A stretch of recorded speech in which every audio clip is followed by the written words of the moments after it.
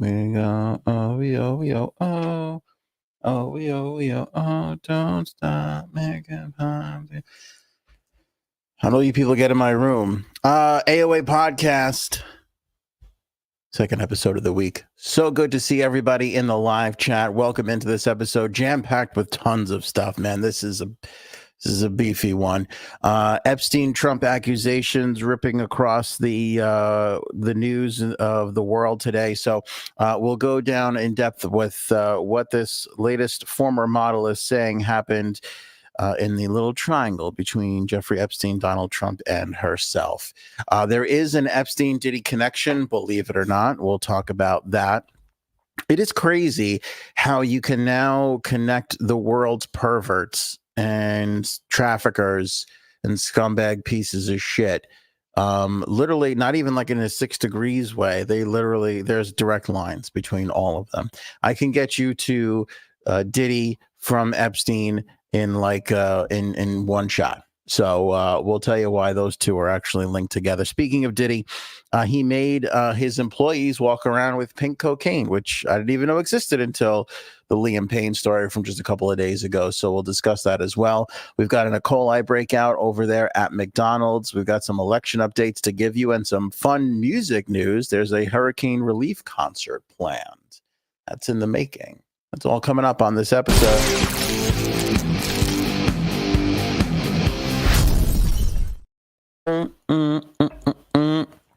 DJ, blow my speakers up tonight. I'ma fight till I see the sunlight.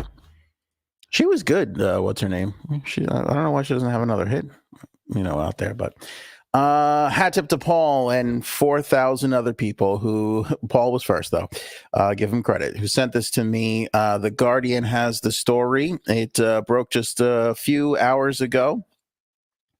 A former model who says she met Donald Trump through Jeffrey Epstein has accused the president of groping and sexually touching her in an incident at Trump Tower in 1993 that she believed was a twisted game between the two men.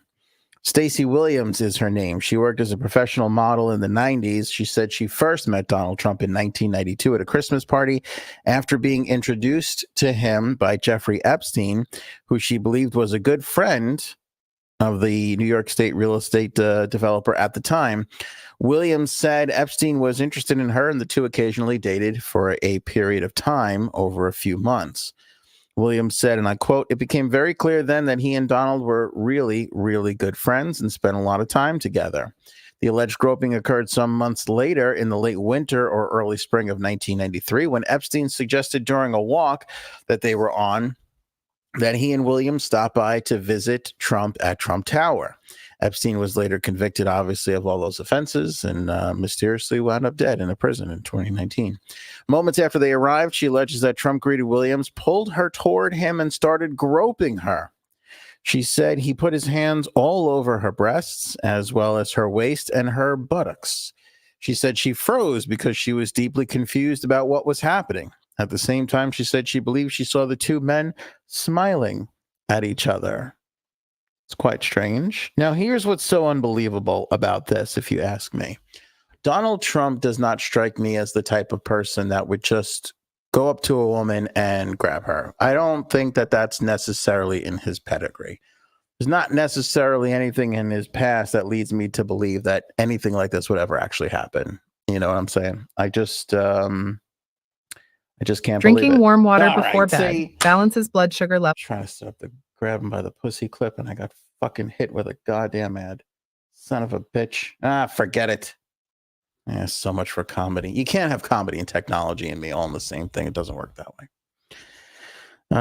Anyway, Caroline Leavitt, who was the press secretary for Donald Trump's campaign, provided a statement denying these allegations, which in part she says, quote, "These allegations made by a former activist for Barack Obama and announced on a Harris campaign call 2 weeks before the election are unequivocally false. It's obviously this is a fake story. It's obvious this is a fake story. Sorry, was contrived by the Harris campaign." So I like the denial from the Trump campaign. Not only are they saying it's not true, they're saying she didn't even have the wherewithal to come up with it herself. it was dreamed up in the Harris campaign. You're probably wondering what your old pal Ann thinks about this. Listen, there's no doubt in my mind that the timing of this is awfully suspicious, right? Like, this young lady could have came forward at any moment in the last 31 years to tell people this story. She chose October 23rd, 2024, just 2 weeks before the campaign. Read into that what you will. Obviously, here, this was timed pretty precariously. Does that mean it didn't happen to her? Not necessary. These are tough things, right? Like, can I believe that Donald Trump did this and smiled at Jeffrey Epstein? Yeah. Yes. Yes. Do I believe her over Donald Trump and or Jeffrey Epstein? Let me think about that. Yes. Also, yes. Very much so, yes. Do I think this is going to have any impact on the election whatsoever? No. No. Do I think that's sad? Yes. Yes. Do I want to be done answering myself questions that only I'm going to answer? Yes. Yes, I'd like to be done with it. I don't know how I got caught in this thing, but I'd like to stop it. It's why I don't like things like this, because do I believe that this happened to this young lady? I could absolutely buy it. I wasn't there. This is what she said. Obviously, she'd have to be vetted, interviewed, be given some opportunity to prove that any of these things are true. By the way, while we're on the topic of that, she did share a postcard with the Guardian, which is a picture of Mar-a-Lago on one side, and on the back of the side, Donald Trump signed it. Stacy, you're home away from home. Love, Donald. Pretty sure she knew him, right? Like, pretty sure we can check that off of the old, investigative chart. Did these two actually know each other? I would say the postcard of Mar-a-Lago signed by Donald Trump would incline that, yes, they met each other at one point. The fact that he called Mar-a-Lago her home away from home on the creepy meter, yep, that checks out. Ding. Creepy meter goes up enough to hit the bell and hit a ding there. Did this actually happen? Again, we don't really know. Do I believe her that it happened? I would say that it's probably a safe bet. If I had to lay money on this, I'd bet on the fact that this probably did happen. What annoys me, though, getting back to my original point, is why is she waiting until now to say this? I mean, that's clearly derived. And I know people are going to get upset by that, but the fact of the matter is, when you wait to do this at this moment, the opposition to you is going to just claim it's politically motivated, as they have, and you lose any sort of credibility with the people with Trump supporters who you're trying to convince he's not a great person, But the fact of the matter is, and it's the truth, and Frank brings this up all the time, he could kill, and he said this, right? He can kill somebody on Fifth Avenue and nobody would care. We could sit here and watch footage of Trump killing an innocent person. I don't believe he would lose a single supporter. I just don't. The people who support Donald Trump don't care what he does. They just don't. Will it scare off some independent voters? Perhaps. But this is dozens of women now who have accused this man of some sort of misconduct, and he is still running 50-50 in the polls with Kamala Harris.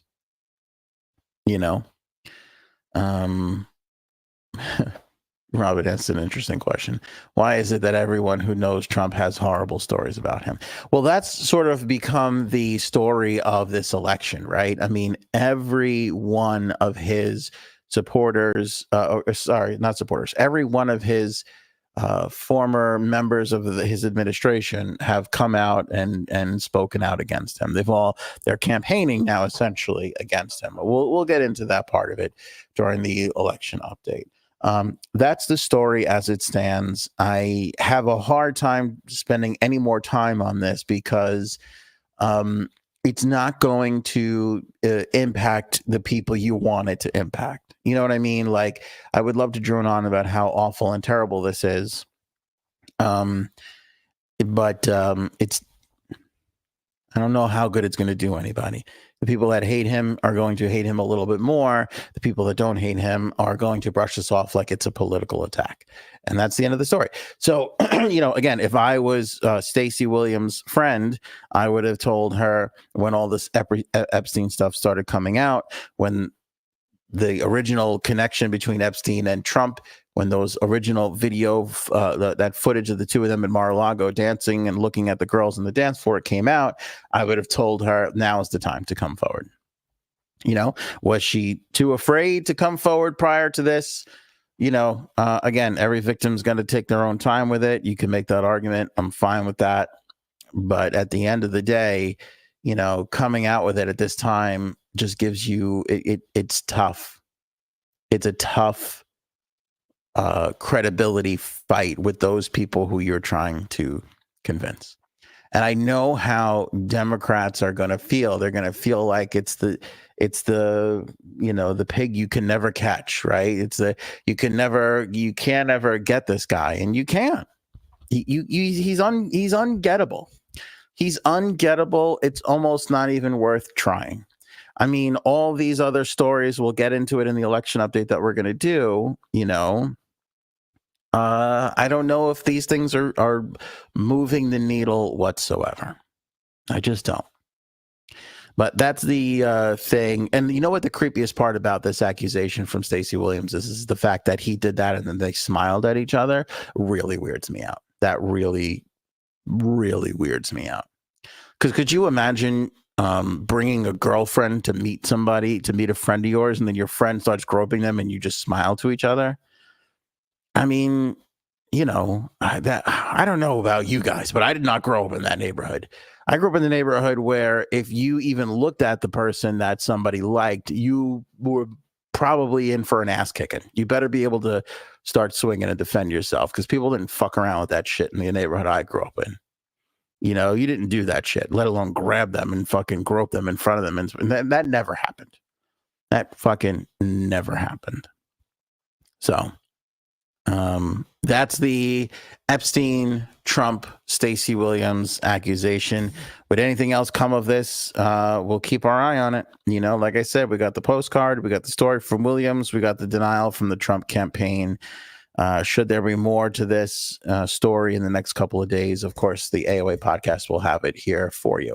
And listen, you can see, look, Jay says the story is bullshit.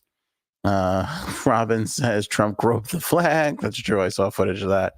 I did see footage of that.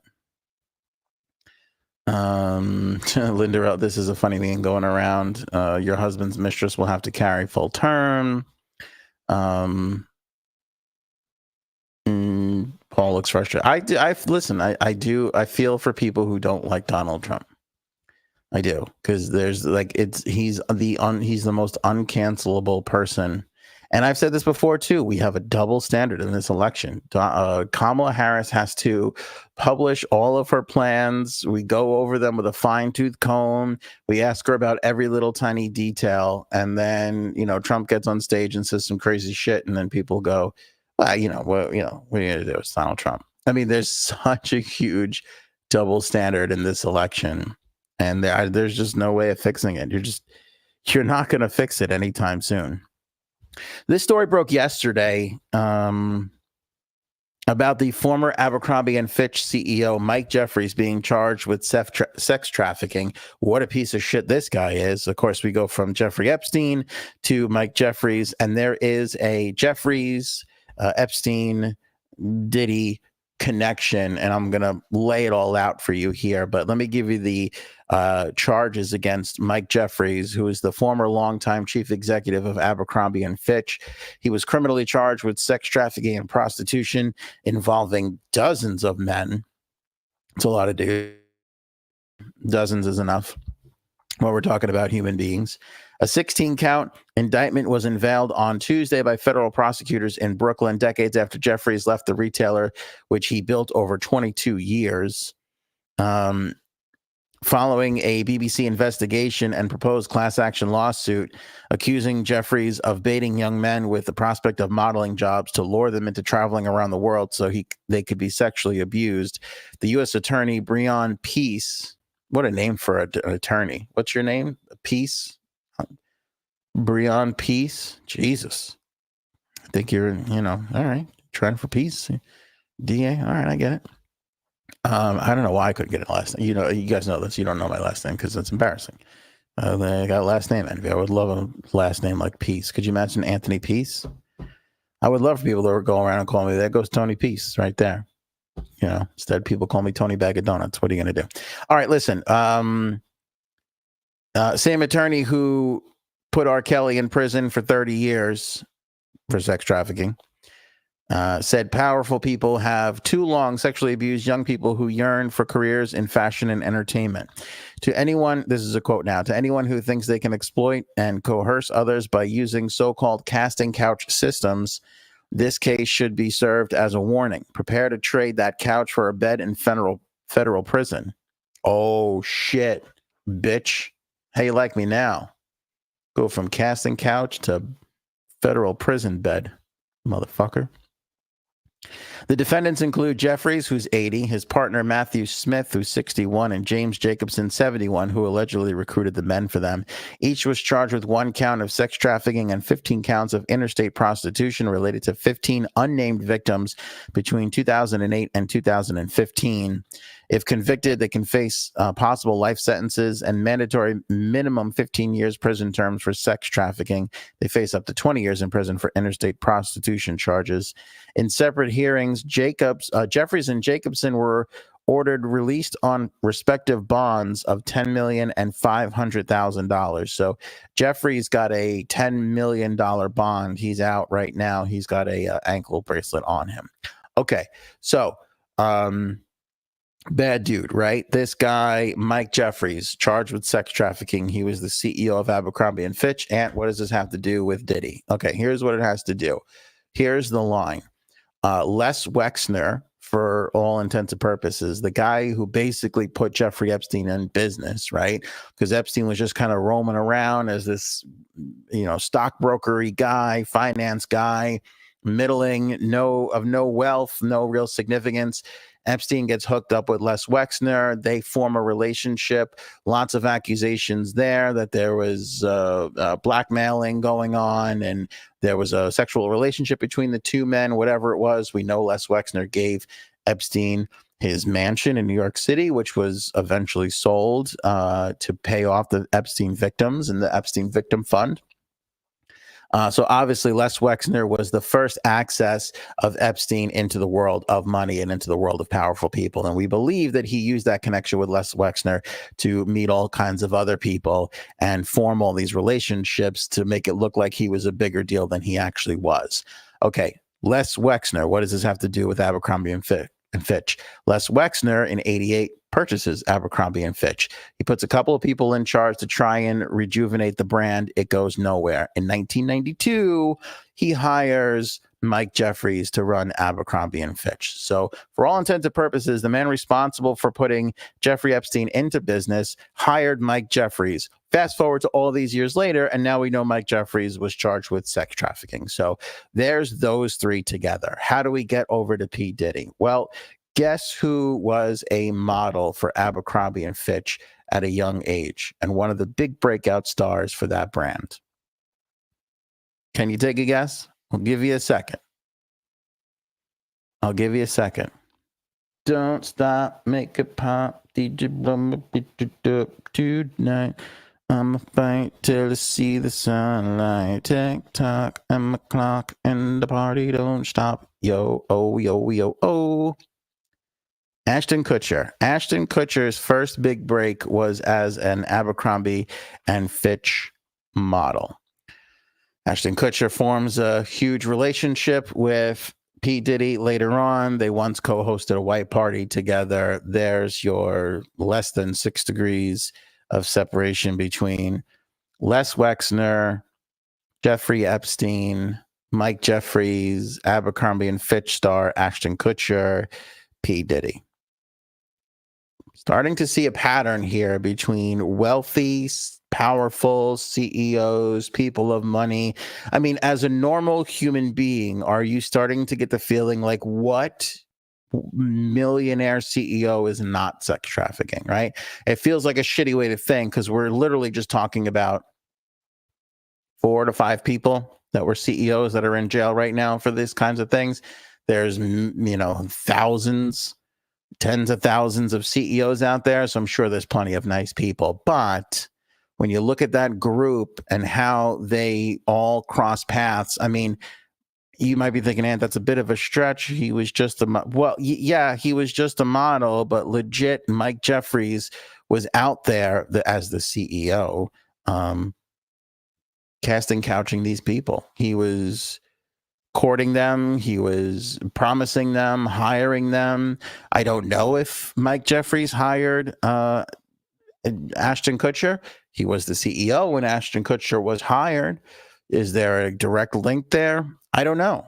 Ashton Kutcher's out there trying to get people to stop people from sex trafficking, and he put a white party on with Diddy, who's now in jail for sex trafficking. Right?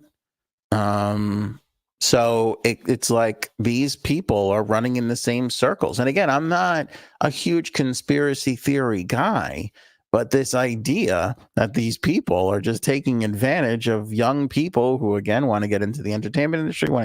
I mean, you've got a really big spectrum of people here who are connected to each other that were doing just that. I mean, it's kind of crazy. So that's the connection between Epstein and Diddy. Now, was Ashton Kutcher part of that doing anything wrong? Who the hell knows? I mean, I think a lot of the stuff is going to come out if it is true, But, it's just it's a creepy situation, Danny Masterson, remember that guy? He's in prison. Who was on that 70s show. You talk with that clip of Ashton on Rosie O'Donnell talking about kissing Mila Kunis when she was 14, who's now his wife these days. So, see, Christella, see, great minds think alike, Danny Masterson. Yeah. I mean, it's a terrible thing. Paul Abercrombie photographer Bruce Weber has been accused of sexual assault by male models. That's tough. Okay, the worst part, not that the trafficking isn't that bad, but the worst part about this is in these allegations, they were saying that, well, first of all, they were saying that there was all sorts of sodomy and all these kinds of things, like huge toys and things like that were used. But what they were saying is they were injecting some of the male models with stuff so that they can keep their erections. They were shooting their penises with needles. I know I throw around the term my worst nightmare often on the show, but believe me when I tell you, a needle to the penis is my worst nightmare. That is it. Wait, let me think about this, because I also do have a fear of sitting on the toilet and getting my taint bitten by a snake that I didn't see. But both puncturing the genitalia. Have you noticed that? That's a big, maybe we can just wrap that up into one. I don't love the idea of anything being injected or poking that area. I don't like the catheter.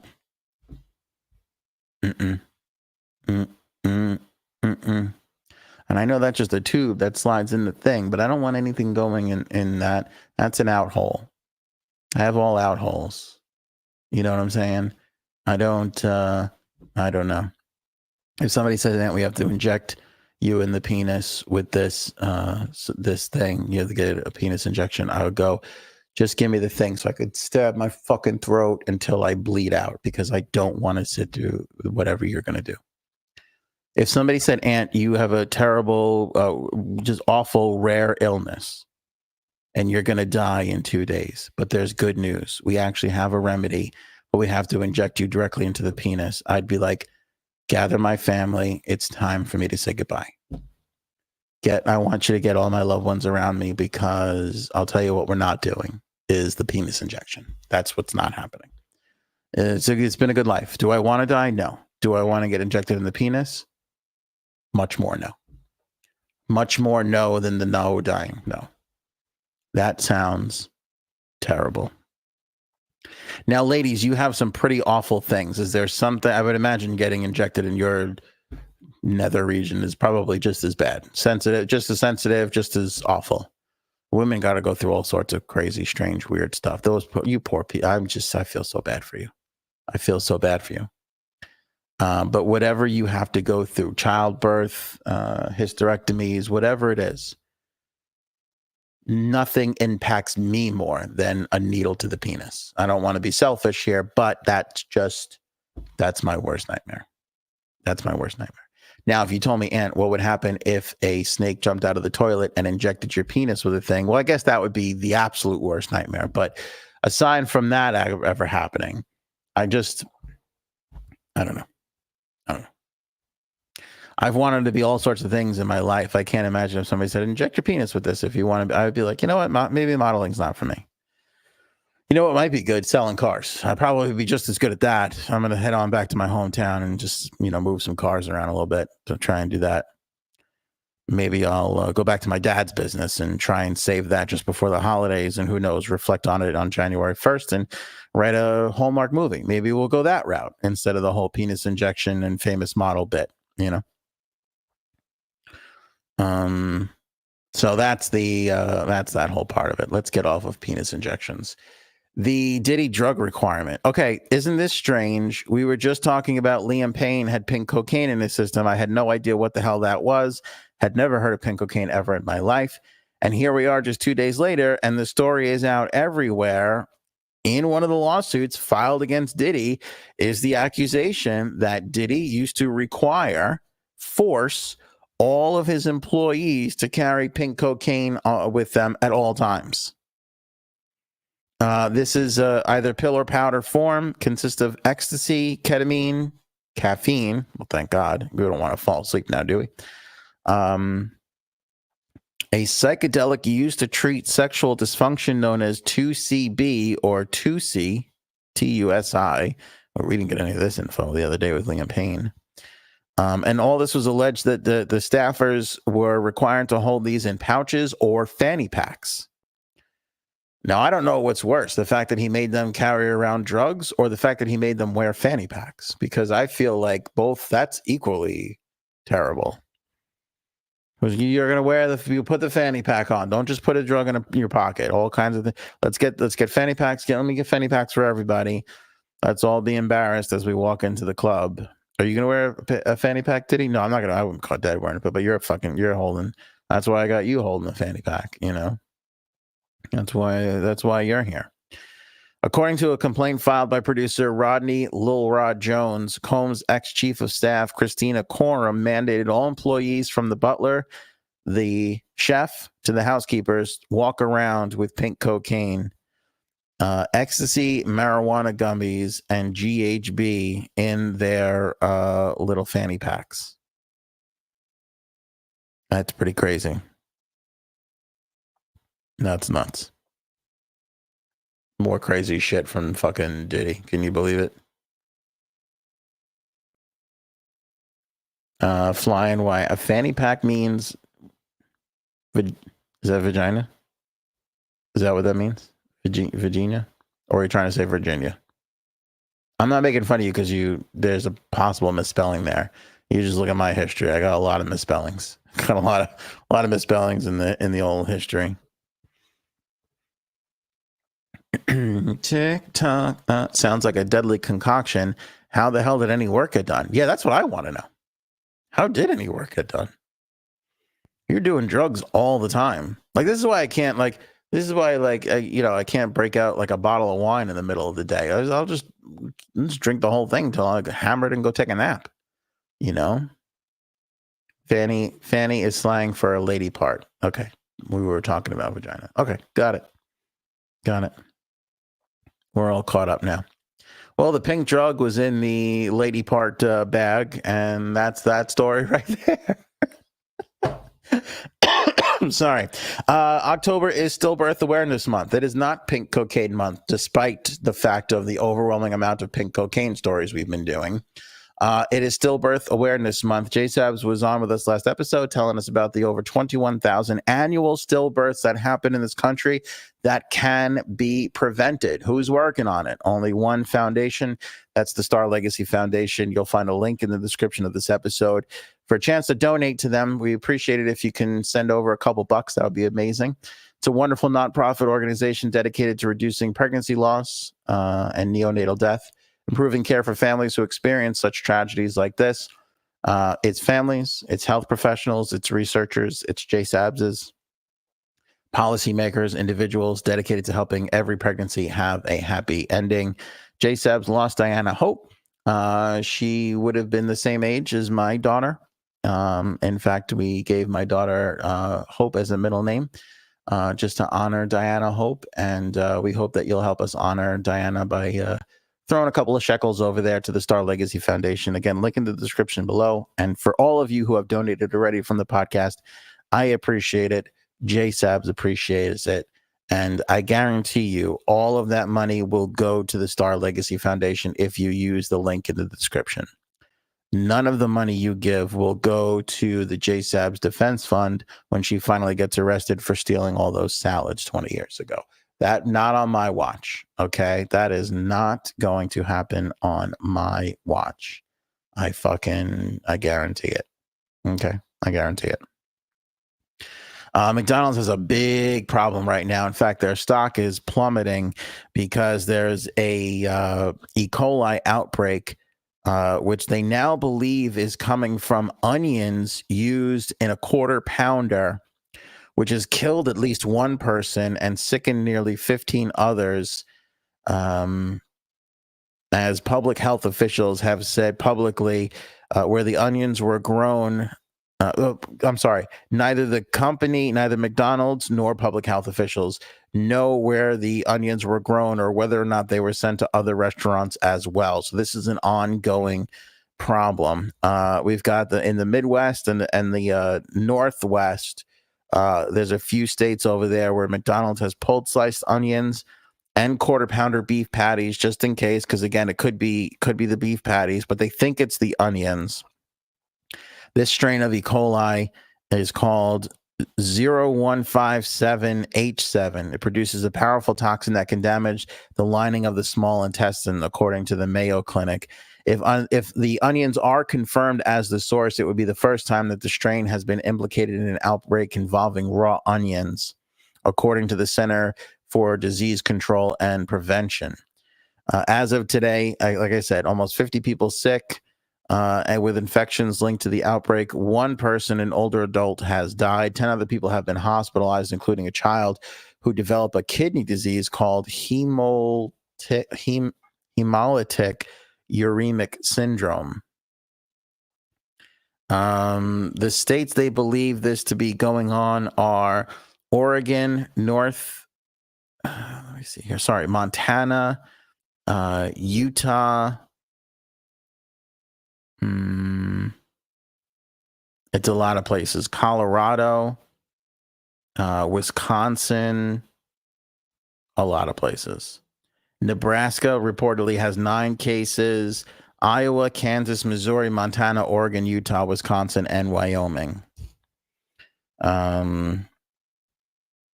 The first case linked to a quarter pounder occurred in Colorado on September 27th. State officials alerted the CDC about an unusual uptick in E. coli cases on October 10th.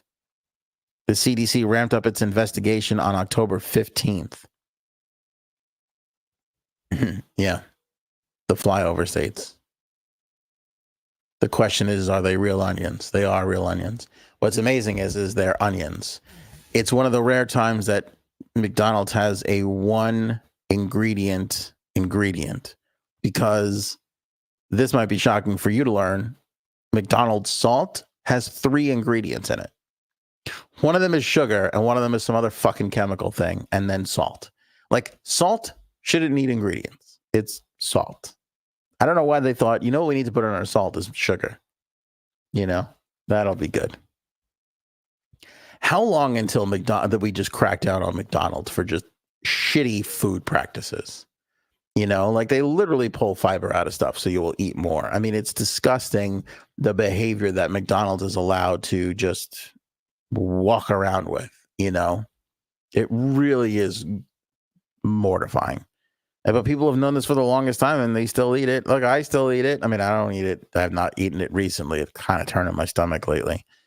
But I'd be remiss if I said I don't get it for my kids, which I unfortunately don't love doing.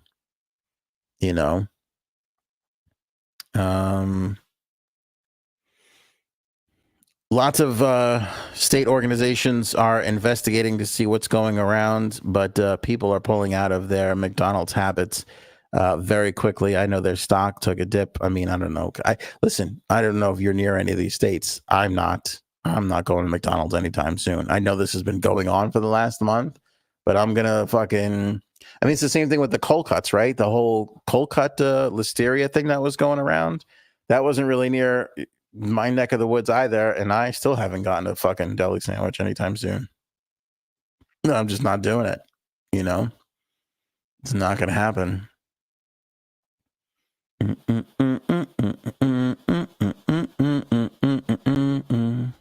It's bleached pink. That's pretty good.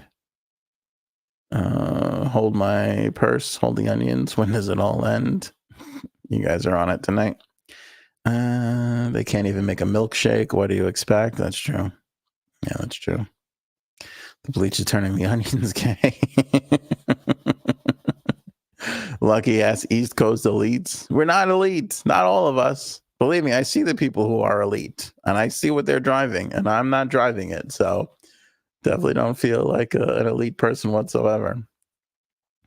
All right, election 2024. Man, we got a lot to discuss here. Still going back and forth. By the way, I think Friday will be the halfway to. We're gonna do the halfway to 420 show Friday. Lock it in, baby. We're doing it Friday. I'm feeling much better. Have a couple of cocktails and a couple of whatevers. Everybody enjoy their substances. I don't believe, and look, barring a massive, huge news story, we will just do a straight up halfway to 420 show. We'll have some topics and things to talk about, none of which will be anything related to the day's news. Again, unless it's just something massive that's going on. That'll obviously interrupt. So keep your eye on our Facebook and YouTube and Instagram pages and Twitters and everything, all the stuff. Keep your eye on it for Friday's show. Should be a lot of fun. Hope you'll join us. I hope that awesome mountaintops was for that announcement. I know Christella's yay was because that came well enough in time. I don't know if you said awesome before I finished talking. I'm not entirely sure. But if you're excited about it, I'm excited about it too. So appreciate that. All right, election 2024. Obviously, we're putting this under this like blanketed topic now because we're about 2 weeks away. We're less than 2 weeks away, I believe, from the election, right? Tick tock, don't stop, make it pop. DJ, blow my speakers up. The 29th, and then 2 weeks away. Thank God. And then hopefully we'll never have to discuss this ever again. Forever. This thing is close, right? We all know that. We'll look at poll numbers. What we'll go over today, though, is some of the things that have come out lately. And obviously, the big story here, going back to Donald Trump, is John Kelly gave the interview, what was it, yesterday or today, in The Atlantic, who reported that Donald Trump privately admired Hitler's generals who were totally loyal to him and followed orders. He said in a private conversation at the White House, quote, "I need the kind of generals that Hitler had." A Trump spokesperson, Alex Pfeiffer, wrote in an email about the Atlantic report, "President Trump never said this. This is absolutely false." It's 3 different Trump staffers denying something, by the way. Just throwing that out there.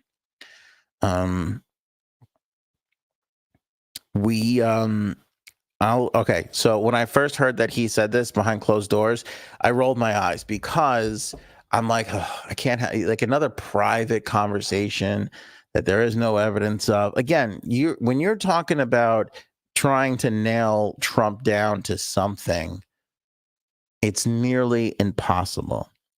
I watched the other day as he sat in a chair and said, our greatest enemy is the enemy from within.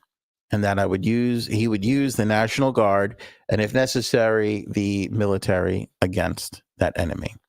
And then a short while later, he referenced the enemy within being Adam Schiff and Nancy Pelosi. And then subsequently from that, you had all MAGA supporters, both talking heads on TV and people who show up at rallies, go, well, that's not what he meant. He didn't mean he was going to use the military against Americans. When he literally, you can literally draw a line to that. Now, did he say, I'm going to use the military against Nancy Pelosi? No. But he said, if I had to use force, I'd go with the National Guard and then the military against the enemy within. And then later on, he defined the enemy within as Adam Schiff and Nancy Pelosi and the left. Putting that together, not good enough for the MAGA Republicans. They're like, nah, that's not what he meant. Okay, so if we can't get the words that come out of his mouth as a reason to say maybe he's not trustworthy, the hearsay shit is never going to fly. So when I first heard that, I was like, fuck, this is just stupid. When I heard that it came from John Kelly, who is the former White House chief of staff, I put a little bit more credence behind it, because if he's willing to put his name on it and stand by that it was said this way, I would believe him, because, listen, I think there's a theme here, and it's not a conspiracy theory. A lot of people who worked in the Trump 1 administration don't believe he is fit for office. Okay. That doesn't seem to bother any MAGA Republicans. Conservatives don't give a shit. I don't know why. I'm not entirely sure. They hate the left so much. They just want to vote for conservative values in general. I'm sure all of them have a myriad of different reasons, but the fact that a lot of people who worked in his first administration don't believe he's fit for office doesn't seem to bother these people. I don't know why. Does it bother you, old pal Ant? Yeah, well, I'm a little uncomfortable with it. Do Democrats have things to grapple with Kamala Harris? Yeah. Her and Biden in the first 2.5 years, 3 years of their administration really fucked up the border pretty well. That was not good. Not good. So Democrats have to look at that and go, oh, yeah, well, but I could deal with that. MAGA Republicans have to deal with a lot more. And they don't seem to mind. It's no sweat off their ass. They don't really seem to give a shit. And that's just kind of the current state of it. But like I said, if it comes from an anonymous source, or this one reported and that one, or it's in a book that somebody's selling, could be true, could not be true. But if Mark Kelly stands there and says, no, he said this, and I was there, I heard it, I believe it. By the way, we talk about timing. This is different timing. He has said this before. When this came, this was the same conversation where it was like, oh, what did he say about Hitler? Hitler had some good qualities about him or something. Oh, Hitler did some good things too, he said. John Kelly's on the record saying that before, way before, right? So I tend to believe that this one is true. There was also that story that he volunteered to pay for one of our military, one of the members of the military who died in action or died doing something. He volunteered to pay for her funeral bill. and then got it and then used like a Mexican or said the damn Mexicans or something like this. And the bill was like 60 grand. And then he said he refused to pay it. That was another story that's going on. If any of this meant anything, I would love to spend time on it. It just doesn't. Is it getting through to undecided voters? Possibly, maybe. I don't really know. Maybe it is doing what it's supposed to do, which is pulling votes away from Donald Trump. I'm not entirely sure. But what I do know is none of it seems to matter really, which is very strange. If you can't get on board with the fact that, he said that he would use military force against his enemies within his own government, nobody seems to care. Like, I don't know what else to say or do. Not that I'm here to convince people not to vote for Donald Trump. Vote for whoever you want. I don't give a fuck. I don't care. But is that what he said? It shouldn't cost that much to bury a Mexican? That's not good. That's not something I would be proud to say. I still don't know if I want to be buried. Seems very... I don't know. I don't know what I want to do. I'm not entirely sure. I do know out of all of this, I tend to agree with Lindarella the most, and that is that this has to be a simulation. Just has to be.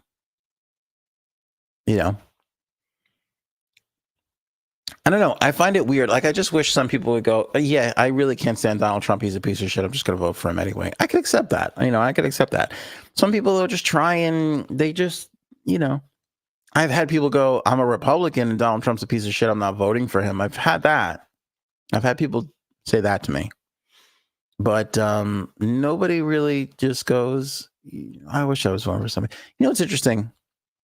The Democrats saw that they were making a mistake. And they looked at Joe Biden and they go, this is a fucking nightmare. And it would be a nightmare to change course right now. But they bit the bullet and did it anyway. I'm wondering when that's going to happen for the Republicans. First of all, I know when it's going to happen. November 6th, if he loses this election, you watch. They will drop him so fucking hard and they will no longer pay attention to him. I mean, kind of the way they halfway dropped him before he started campaigning again after he lost in 2020, right? They'll do the same thing there. They kind of brushed him aside, and then all his people lost in the midterms in 2022, and everybody felt like maybe he doesn't have. I mean, even this show, we were like, maybe he doesn't have the power he has anymore. And then all of a sudden, he came storming back, and that was because, well, it's because of a myriad of reasons. Paul, you don't think so? You don't think they're going to drop him? I think they're going to drop him because he will have lost 3 elections then: 2020. The midterms in 2022, and he'll have lost this one. I don't know. Paul says Trump is the Republicans' forever guy. I don't know. But first of all, it's not like he's going to disappear from the face of the earth. I'm not assuming that, but can he run again in 2028? I mean, I see him. I could look at him objectively. I could honestly look at him objectively and say he's not really. Come on, he's old. He's old. You have to admit, even if you listen to me. Listen to me, conservative person. I'm talking to you from a safe place. Don't listen. Let me take Paul's comment off the screen. I don't want to scare you away. Frank's not here to hurt you. Okay, let's talk for a moment. Let's get together in the trust tree with the nest.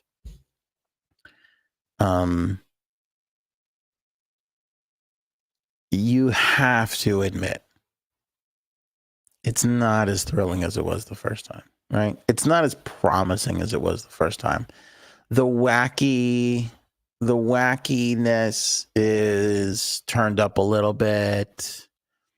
And you wear the hat. You love the hat. You got the hat and you got the flag that pisses off your neighbor. and you wear the shirt on occasion, and the shitty, liberal in your office gets all mad and complains to HR, but they can't do anything about it. So you're happy. I'm happy for you. I love that you love what's happening. Do I like to laugh at libs? I do. Is that kind of ironic since J Sabs calls me a liberal pussy and laughs at me? It is. But here's the point. You have to admit, it's not much like drugs, right? Much like that first hit. It's never going to be that good as it was the first time. Am I right? You know what I mean? You're never going to get that same high as you did that first time when it was thrilling and it was exciting. It's not the same this time around. It's not as good. We're all not really enjoying it as much, right? It's kind of weird and tired. And, you go back and you look at that 2016 and he's like up here. He's got a big boast in his big chest, and he's like, Hillary's a fucking criminal, and you're like, yeah, fuck Hillary Clinton. You're like all proud of it. You look at him now, and he's like down here, and he's like, we won. He's more accordion guy than he ever was. Like, we won. We won. We won, and now they're eating the dogs. They're eating the cats. I saw an interview the other day, and they go, the interviewer goes, hey, you say that you were just saying people what you heard. You were just relaying what was being reported about the immigrants eating the cats and the dogs. He goes, but now, the interviewer goes, but now it's being reported that that's not true. Why aren't you repeating that? And he's like, what about the geese? I got to look into it. I heard the geese. They're eating the geese. I mean, it's batshit crazy. It's like watching an adult try and argue with a 4-year-old. When the cookie jar is empty, there's crumbs all over their shirt, and they're like, I didn't fucking eat shit. I don't know what you're talking about, Copper. It wasn't me, man. I ain't eating no fucking cookies. I don't even like cookies. I didn't even know there was cookies in the house. I didn't know there was cookies. Can't blame it on me. You got footage of me eating it? Is that on the house security cam? Oh, it's not? Then I wasn't even fucking home. And you're like, you're 4. You're not allowed to leave. I wasn't here, Mo. It's fucking out back, chopping wood. So, anyway, I digress. Back to the safe place. Thanks, Lindarella. It's been a good comment that's been up here for a while now. Let's put this comment up too. Let's give Miss Justice is out there working hard. One of the best mods in the biz. One of the best moderators in the business. Do you know I went on, I don't really do this that often, but I went on another live podcast the other day, and I said, are there any mods here? And like 2 people were like, I'm a mod. And I said, you're bullshit compared to the mods on the AOA podcast. And I hit send and I fucking left. Fuck those people. Am I right? We got the best mods in the biz. Robin, Miss Justice, Bird. Got a bang up crew over here. So that was a fun little game. I think I'm just going to do that from time to time. I'm just going to go on like Logan Paul's channel and be like, Logan Paul's mods suck compared to the AOA podcast. Suck it, losers. And then just leave. That's how I plan on entertaining myself in my downtime. Anyway, you have to admit it's not as fun this time around, right? It's not as good. It's not as good. It's like when you go back to grammar school and you're like, holy shit, this gym is tiny. Wasn't this much bigger when we were here? It's fucking terrible. This can't be what it was. Did somebody move this shit or shrink it on me? What the fuck is going on? That must be how most Republicans feel.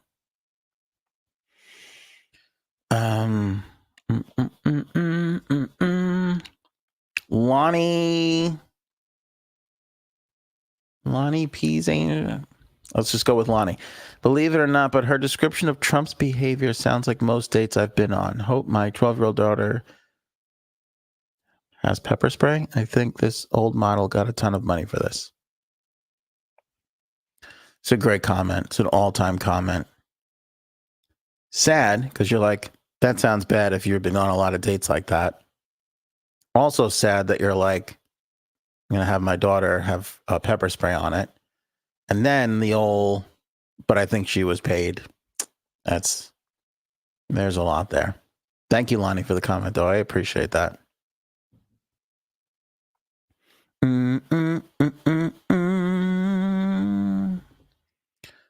Raven, do you have a note?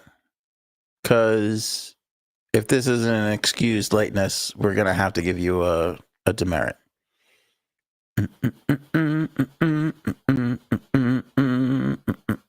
What about the Arnold Palmer thing? I didn't want this to turn into a Trump bashing. The problem is nobody cares what Kamala Harris has to say. They're like, why doesn't she talk more about policies? And then she's like, here's all my policies, everybody. Do you want to read it? And everybody's like, nah. Or they're like, yeah, let's give it a read. And, they're fucking eating the dogs. What? I mean, we just go off in the other direction, It's called fashionably late. How come nobody's calling out the show that says that we start at 8:30, which is really 8:45, which started at 9 p.m. today? That's what you guys should be doing. You should be calling this asshole out for being a dick.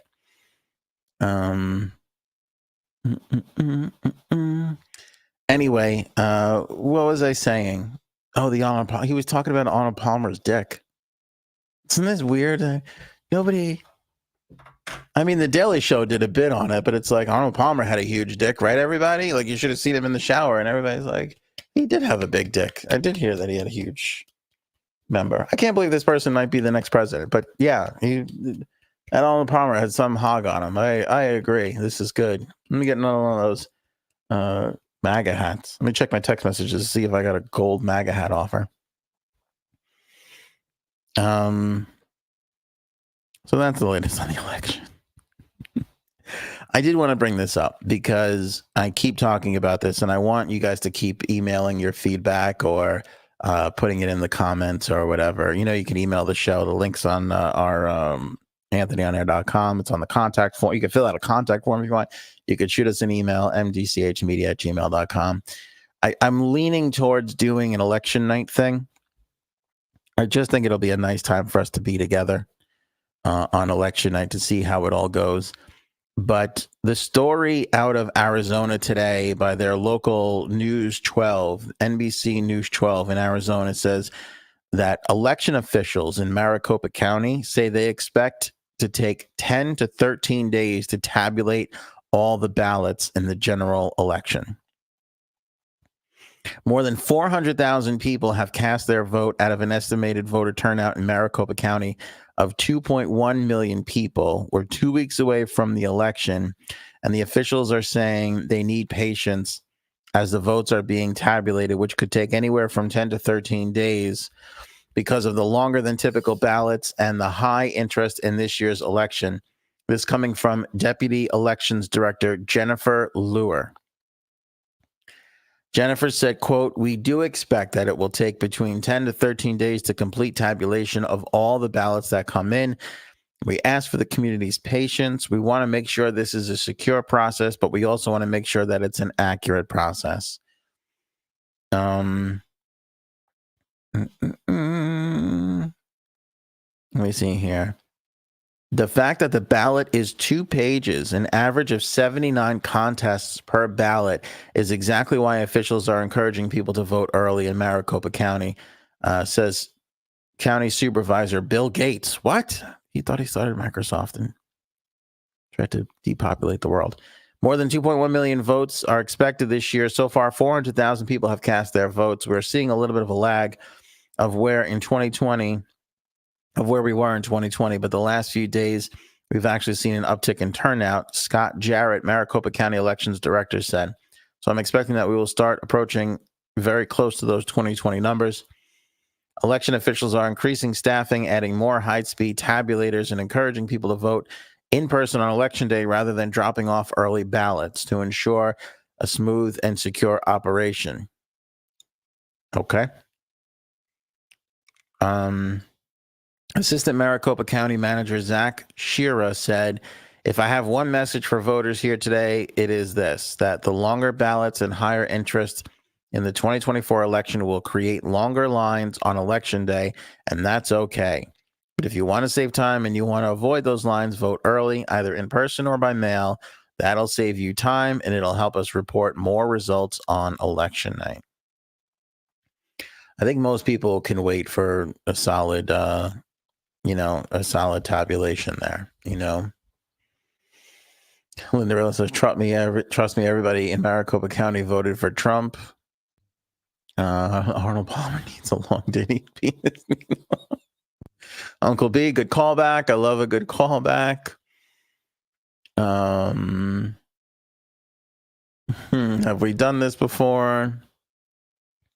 Yeah. Robin, you voted already? Son of a bitch. I don't even know if I could vote early. I'm just going to vote on election day. I'm a last minute kind of a guy.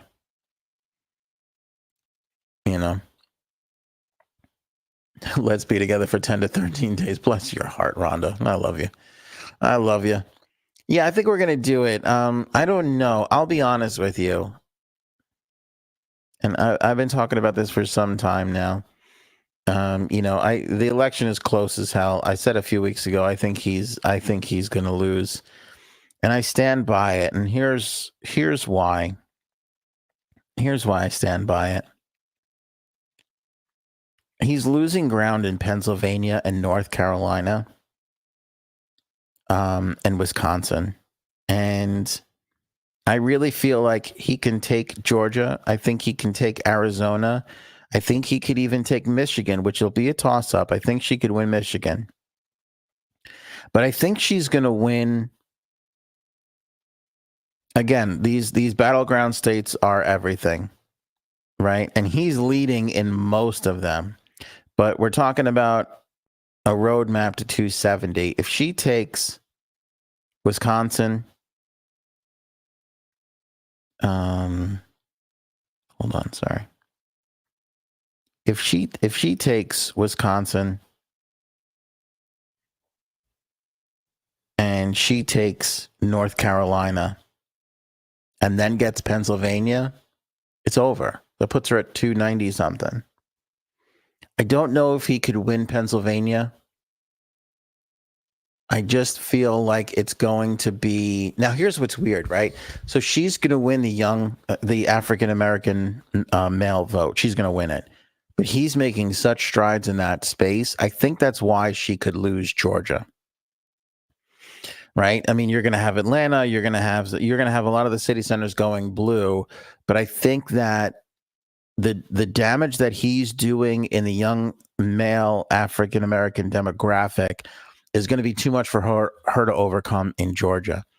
But in Pennsylvania, she's got the governor who's wildly popular, right? You've got Pittsburgh, Philadelphia. You've got all those highly college-educated areas which tend to vote Democratic. And I think Pennsylvania is the whole ballgame. Same way Florida was, in the past. Florida goes red now, obviously, no question about it. But Pennsylvania's got those 20 electoral votes. It's the whole ballgame. She doesn't really have to win much else out. I mean, she gets Pennsylvania. That's it. And so if you get a Wisconsin, if you get a North Carolina, which it's so close, and I just think his constantly, just blabbing on and just talking crazy is going to wind up hurting him in those states. I think that stuff is going to wind up hurting him in the polls. It's not going to reflect in the polls, but when it comes time to vote, it's going to make a difference. So even if Arizona needs 2 weeks to do a count, I'm not sure it's going to make much of a difference. You can put Arizona into his camp right now. It's not going to really matter. Wisconsin, Pennsylvania, and North Carolina, if those break for her, and listen, she could lose one of those. If she loses North Carolina or Wisconsin, I believe, I don't have my map in front of me.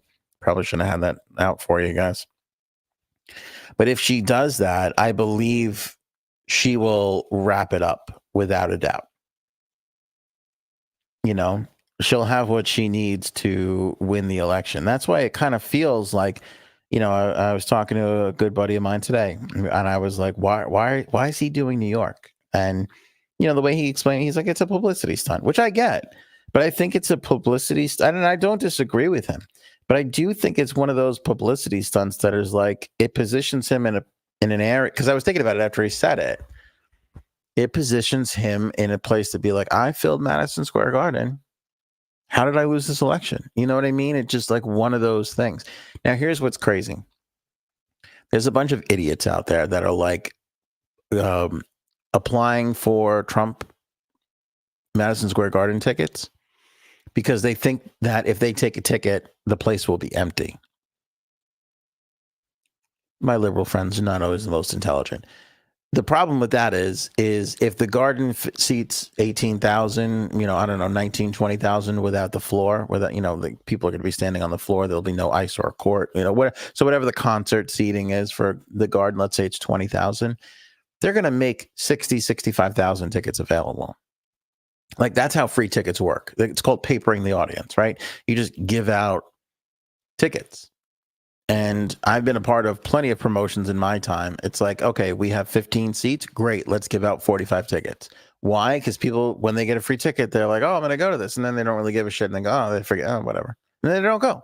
You always put out more than what you can actually fill. Anybody who's ever done any event ever knows that. So if you're out there thinking, I'm going to take all these tickets and the place is going to be empty, it's not going to be empty. It's absolutely not. If anything, you're making it worse. You're defeating your own purpose because they're going to turn around and be like, look, everybody, we had 60,000 tickets requests, but we can only fit 20,000. It's first come, first serve. Like, that's it. So if you're one of the people doing that, stop wasting your time, volunteer at a soup kitchen, do something useful for once. Okay. Where was I here? So, yeah, if we gave Arizona to Trump, if we gave Nevada to Trump, Florida to Trump, Georgia to Trump, North Carolina is the big one.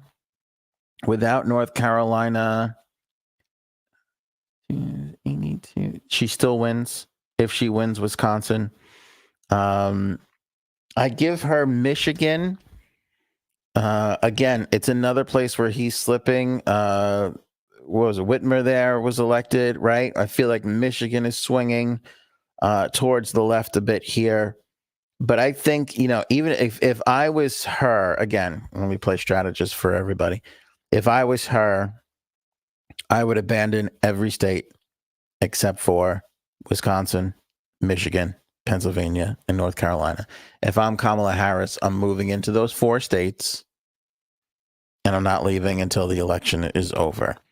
If I'm Trump, you've got to win Georgia, Arizona, Nevada, and you've got to take a couple of those other states, a combination of North Carolina, Wisconsin, Michigan. You got to kind of win 2 out of the 3 of those if you want to get to 270. I think this election is going to be super close all around. I just think some of these states are going to break a certain way and not by much, and that's going to be the difference. I think he's going to win in a lot of counties where it's super close. I think she's going to win in a lot of counties where it's super close. But just the way the electoral map is shaping up right now, it just, I don't know. It just feels like, listen, it is going to be close, but don't be surprised if on the night you see her win by 290 something. The electoral college is not going to look as close as each individual race is. Final topic of the podcast, a hurricane relief concert. My old pal Dave Matthews was on his social media today, and he's doing a run at Madison Square Garden in the fall to celebrate the induction of the band into the Rock and Roll Hall of Fame, which is awesome. He's going to be doing just a few shows in the Northeast. He announced his tour already, and tickets went on sale and all that magical stuff. And then he put so he's doing 2 nights at Madison Square Garden, right? And then he put a little teaser out earlier today that showed the top of Madison Square Garden, and it had a date on it and of November 24th, and it had it looked like clouds moving on the top of the thing, and then it had one of the clouds was shaped like Florida, one of the clouds was shaped like North Carolina. Now, it took this idiot a few moments because I'm like, what is North Carolina and Florida? What the hell do those 2 places have to do in common with each other? And I'm obviously two of the bigger states that were affected by the hurricanes. So we think this is going to be a hurricane relief concert. Again, he's playing Madison Square Garden on the 22nd. He's playing Madison Square Garden on the 23rd. 23rd is sold out. 22nd, few tickets left. The 24th would be a Sunday night, and the rumor going around is it's going to be the Dave Matthews Band.